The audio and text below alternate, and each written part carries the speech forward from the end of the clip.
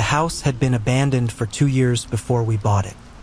From the outside, it didn't seem particularly unusual, just an old home that had seen better days. When we first went for the viewing, there was something strange about one of the bedrooms. The closet door was padlocked shut, secured with a barn door latch and a heavy lock. Curious, we asked the realtor about it, but she just shrugged, saying there was no key. She told us it couldn't be opened unless we bought the house. Well, we ended up buying it, and naturally, the first thing we wanted to do was open that door. There was something unsettling about a locked closet that no one could explain. So, the day we got the keys, priority number 1 was unlocking it. After a few minutes of wrestling with a pry bar, we managed to break through. What we found on the other side wasn't exactly what we expected, but it didn't make us feel any better. It was a child's play area. The walls were painted in bright, cheerful colors, and the ceiling was covered in glow-in-the-dark stick-on stars and planets. The floor was covered in checkered tiles, giving it an almost playful look, but there was something wrong. There were no lights, no air vents, no windows. The room felt sealed, like it wasn't meant to be opened or used. My little brother, who had tagged along, took one look at it and with a mischievous grin said, "Well, this must be where they kept the kids before they died." We all laughed it off. Fast forward a few months, and the house was well into renovation. We had torn down walls, painted rooms, and tried to make the place feel like a home. One thing that kept happening, though, was the light in the loft. We had installed a daylight-sensing motion sensor light there because it was difficult to set up a proper switch. But for some reason, the light would turn on by itself at all hours of the day. No matter how we positioned the sensor, it would randomly trip, casting an eerie glow in the loft at the most unexpected moments. At first, it was annoying, but soon it became a running joke. Every time it happened, one of us would shout, "Will you darn kids quit running in the house?" And weirdly enough, after that, the light would stay off for the rest of the day. About a year into living there, the house had started to feel like our own, despite the occasional weirdness. The creepy closet room had been transformed into our computer room, and we used it regularly without much thought. My wife and I left for work at the same time each day, but she always came home a couple of hours before I did. One day, I got a call from her, and she sounded genuinely confused. "Why did you come back home earlier today?" she asked. I hadn't. I told her I'd been at work all day, but she insisted that when she walked into the house, the chair from the computer room was in the kitchen. Now, the chair wasn't lightweight or easy to move, and it would have had to travel through 2 doorways, down a hallway, and down a flight of stairs to reach the kitchen. I hadn't moved it, and she certainly hadn't either.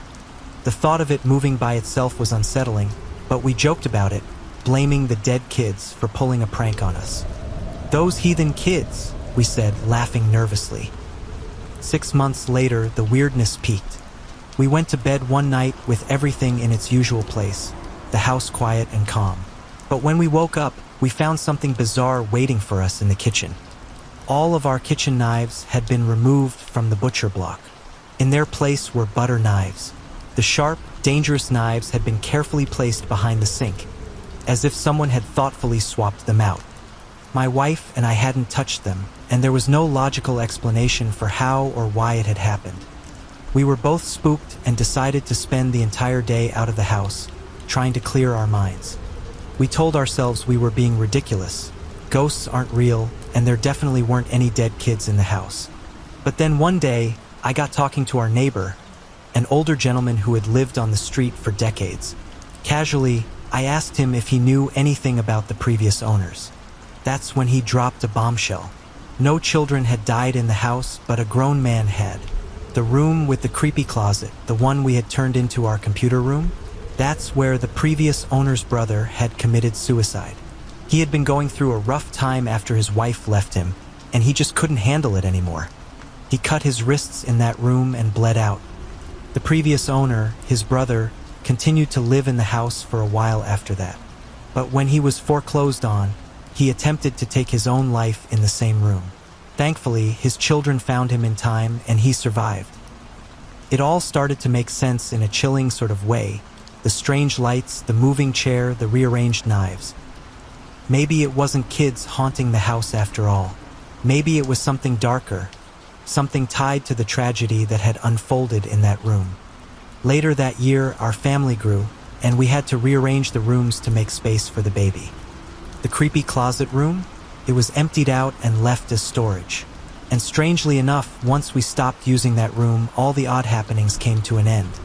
The lights stopped flickering on their own, the furniture stayed in place, and the kitchen knives remained where they belonged. 9 years have passed since we moved in, and the house has been peaceful ever since. We still use that room for storage, but our son, who's now 4, plays in there occasionally. Despite the bright daylight that floods through the windows, he always insists on turning every light on before he plays. When I asked him why, he just shrugged and said, "It makes it less weird to play in there."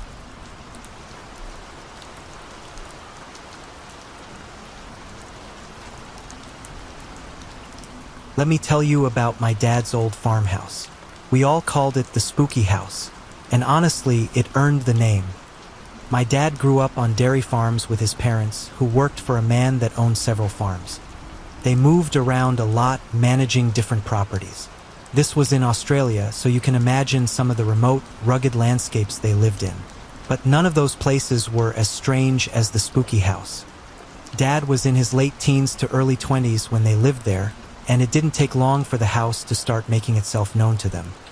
From the beginning, the place just felt wrong. You'd walk in and feel it like a heaviness in the air. It wasn't something you could easily explain, just a constant underlying sense that something was off. The house was old, with creaky wooden floors and walls that seemed to hold onto sounds far longer than they should. Dad said the floors were full of little notches and gaps, and my nan would place stoppers in them to keep the wind from whistling up through the cracks. But the strangest thing was that every morning, they would wake up to find the stoppers pushed up from underneath, as if something beneath the house was trying to get in. Nan tried to brush it off as some sort of animal or perhaps the house settling, but Dad wasn't convinced. And neither was Nan, especially when other odd things began happening. In the doorways, they had these huge, heavy hippie beads that hung down, thick and solid. It would take a gust of wind to move them, or so they thought. Yet countless times, Dad would get up early in the morning to find the beads swaying gently, as if someone had just passed through them. But when he checked, everyone was still asleep in their rooms. As time went on, the house's unsettling energy seemed to grow stronger. It was almost like the house itself didn't want them there, like it was waiting for something. The tension in the air would build for days. Then there would be strange noises, scratches, thuds, whispers, and then silence. One particularly cold night, things took a turn for the worse. Nan, who had been silently growing more and more uneasy about the house, decided to call a psychic. She figured if anyone could explain what was going on, it would be someone who could see beyond what the rest of them could. So she made the call, hoping for answers. But when the psychic finally arrived, she didn't even get out of her car. She stopped at the end of the long dirt driveway, staring at the house, and refused to come closer. Nan walked up to her car and asked why she wouldn't come in. The psychic, pale and visibly shaken, told her, "There's something in there, something that doesn't want me in that house. You need to leave. Move out." "But what's in there? What are we dealing with?" The psychic shook her head, her voice trembling. "I don't know what it is, but it's not something I can help you with." With that, she drove off, leaving Nan standing there with no answers, just more questions. The fact that even a psychic refused to enter made the house seem even more sinister. Not long after that, strange things, Dad never liked to call them creatures, started showing up. They stalked the house at night, and none of them ever saw them directly, but they could sense them. Nan would wake up in the morning to find the grass around the house trampled down, especially near the windows. Whatever was out there had been circling the house in the dead of night, watching them. Her peg basket on the clothesline was ripped apart more than once, its pieces scattered across the yard. Nan would get irritated, mumbling about how she had to keep buying new ones, but that irritation soon turned into fear. Things started scratching at the windows at night, long, slow scrapes against the glass, as if whatever it was wanted them to know it was there. Dad told me he was always too scared to look. He knew, deep down, that if he did, something would be staring right back at him. In the mornings, they'd check the windows and see the paint scratched off at roughly human height. Grass beneath the windows would be flattened. One night, when my grandfather was working a few paddocks over, my Nan came into Dad's room, visibly shaken. She whispered, "It's back. It's outside." They huddled in his bedroom, too afraid to make a sound. The heavy atmosphere in the house felt even thicker that night as they listened to the sound of something moving around outside. It circled the house, slow and deliberate, its footsteps crunching the gravel with every pass. They sat there in silence, hearts pounding, until the first rays of dawn broke through. And then there was the time Dad experienced it firsthand. He was walking across the paddocks, heading to help his father with the cows in the early hours of the morning. The air was bitterly cold, the grass covered in frost. As he walked, he heard the unmistakable sound of footsteps behind him, crunching through the frozen grass. At first, he thought it was just his imagination, but when he stopped, the sound stopped too. He began walking again, and once more, he heard it, a steady crunch, crunch. Dad's pace quickened, and when he stopped a third time, the footsteps didn't. They were coming toward him. That was all it took for Dad to bolt. He ran across 2 paddocks, vaulted over fences without even thinking, and didn't stop until he reached his father's side. It wasn't always just his family who experienced strange things either. Whenever Dad's parents left for a few days, he would invite friends over for parties. They'd hang out, drink, and have the run of the place. But no matter how big the group, by the end of the night, everyone always ended up sleeping in the same room, as if they couldn't shake the feeling that something was watching them.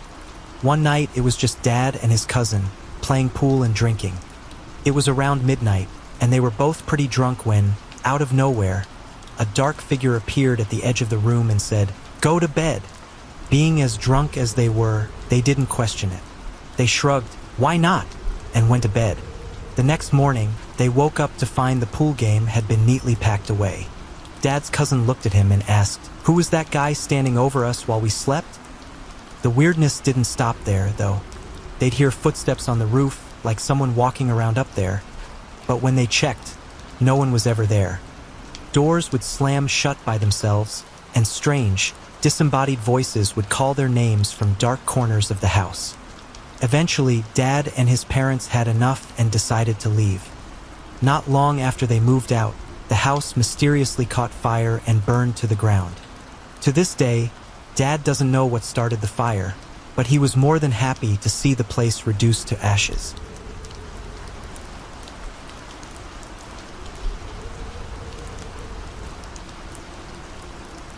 When my husband and I rented an old house, we knew it would need a lot of work. It was one of those places that had clearly been neglected for years. The walls were covered in outdated, peeling wallpaper, and the ceiling had the dreaded popcorn texture. Worse yet, the basement had been vandalized by the teenagers who lived there before. Swastikas were crudely spray-painted on the walls, a sick reminder of the kind of energy this house had absorbed. Still, it was affordable and we needed a home, especially with our baby boy coming home soon after being born prematurely. He spent nearly 5 months in the NICU, and we wanted everything to be perfect for him. We spent weeks fixing up the house. We stripped the wallpaper, painted the walls, and removed the popcorn ceiling. Every day was a project, and we felt a sense of accomplishment as the house slowly transformed from a grim, haunted place into a livable space. But no matter how much we worked, something always felt off, like the house itself resented us for trying to change it. The basement was the worst. We didn't bother fixing it up. The vandalism, the swastikas, and the mess left by the previous occupants were too much to deal with. Besides, we didn't need the extra room, and there was no way I was spending more time down there than necessary. The one time I went down there was enough to convince me to stay out for good. The air was thick, suffocating even, and I couldn't shake the feeling that someone, or something, was down there with me, angry that I had invaded its space. That same unsettling feeling didn't stay confined to the basement. Sometimes it seemed to seep into the rest of the house, like a dark shadow creeping up the stairs. It would start with a feeling of being watched. I'd feel eyes on me, cold and heavy, and the room would seem to grow darker. At first, I convinced myself it was just my imagination, that my mind was playing tricks on me because of how creepy the basement was. But it kept happening, and eventually, I couldn't ignore it. Whenever the air felt too thick, too suffocating, I'd take the baby and sit in the car while my husband burned sage throughout the house, trying to clear the energy. He hated doing it. Every time he lit the sage, he said the air became almost unbearable, heavy with a rage that wasn't ours. He told me he'd see shadowy figures moving toward him, like they were trying to escape through the smoke. He'd feel them pushing against him, angry, trying to shove him out of the house. Even though the sage would help for a while, the darkness always seemed to creep back in after a week or two, like it had only retreated temporarily, gathering its strength for the next encounter. There were so many strange and unexplainable things that happened in that house. But two incidents stand out the most, burned into my memory like a bad dream I can't forget. One day, I was taking a shower while my son sat in his little bouncer seat in the bathroom doorway. He was always so peaceful, content to sit and watch me while I hurried through my routine. I had just finished rinsing off and pulled the shower curtain open when I heard a sound. A sharp, clattering noise behind me. In an instant, I saw the can of air freshener, which had been sitting securely on the back of the toilet, fly across the room, headed straight for my baby. My heart stopped. If the bathroom door hadn't been slightly ajar, the can would have hit him square in the head. I lost it. I started screaming at whatever was in the house. I didn't care if it heard me. If you're going to mess with someone, mess with me, I yelled. Leave my baby alone. As if on cue, the detachable shower head that had been hanging securely on its hook suddenly broke free. It whipped through the air with a speed that sent it crashing into the side of the tub, the end of its cord still attached, swinging dangerously close to my head.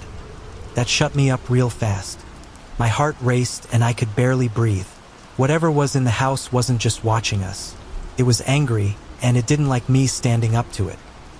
The second experience happened at night when my husband and I were in bed. Our son was fast asleep in his room down the hall.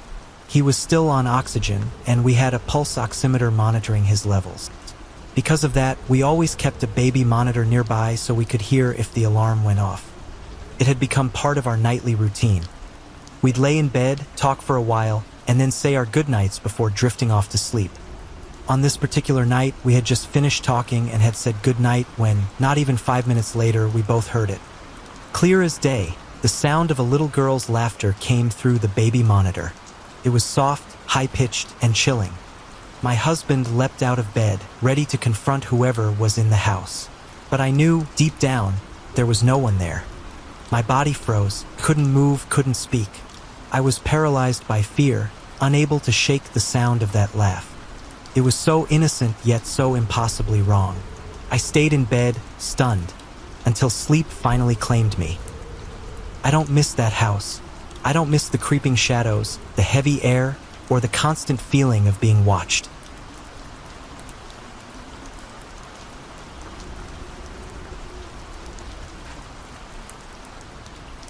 My mom was in the hospital 50 miles away, battling what we believed might be her final days. I was only 19 at the time. We weren't sure how much longer she had, and the weight of that reality was heavy on my mind. My dad stayed by her side at the hospital, leaving me alone in the house. Their home was large, too large for one person, especially someone like me who always felt uneasy being alone. It stood isolated from any neighboring houses, tucked away on a small lagoon, far off the main road. The darkness that surrounded the house at night always gave me chills. That night, I went to bed around 1 a.m. I was messing around on my laptop, playing games and trying to distract myself from the gloomy thoughts of my mom's condition. My room was located in a separate wing of the house. The entire wing could be sealed off with a single locking door, though I hadn't locked it.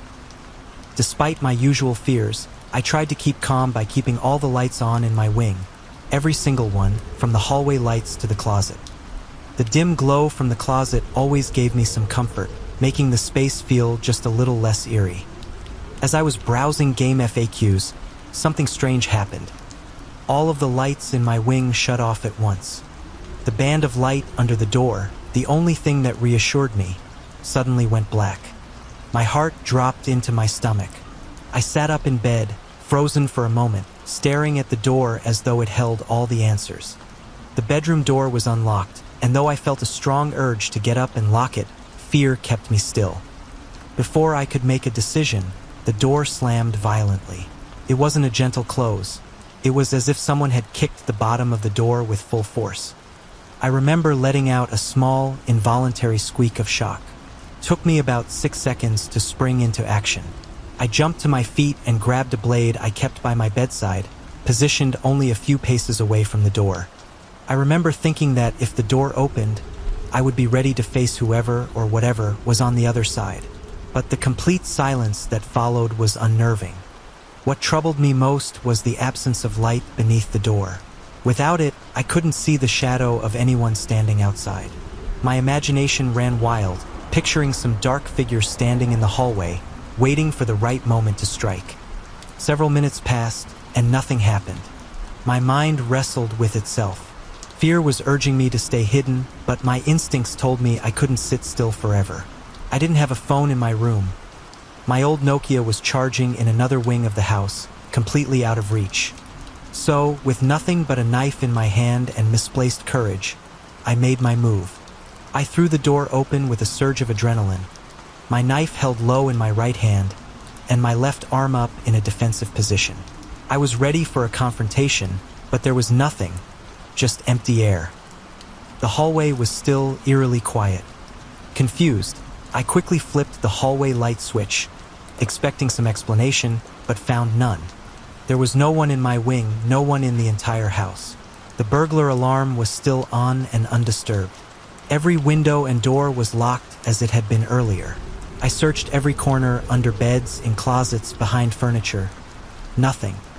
I felt a chill run down my spine as I stood in the now brightly lit hallway, my mind racing with questions. There was no explanation for what had happened. Slowly, I backed into my room, locking the door and sealing myself off once more. I left the lights on this time and sat on my bed, laptop still open but forgotten. I kept glancing at the door, which now had a slight bow in it, a lasting reminder of the violent force that had slammed it shut earlier. Hours dragged by and sleep was impossible. Around 3 a.m., the lights under the door dimmed again. My heart pounded in my chest.